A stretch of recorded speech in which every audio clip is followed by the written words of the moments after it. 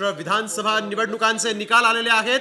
273 जागांपैकी यावेळेस भाजपला 125 जागांवर आघाडी, काँग्रेसला 23, राष्ट्रवादी शरद पवार गटाला 12, तर अजित पवारांच्या राष्ट्रवादीला 39 जागांवर आघाडी आणि उद्धव ठाकरे यांच्या शिवसेनेला 18, तर शिंदेंच्या शिवसेनेला 56 जागांवर आघाडी मिळाल्याचं इथं दिसतंय। महाराष्ट्रामध्ये 273 जागांचे कल आता हाती आलेले आहेत आणि यामध्ये आपण स्पष्ट दिसतंय या ठिकाणी महाविकास आघाडीचा इथं पराभव होत असताना दिसतंय, तर महायुती मोठ्या मताधिक्यानं सत्तेत येईल अशी शक्यता सध्या या कलांवरून पाहायला मिळते आहे।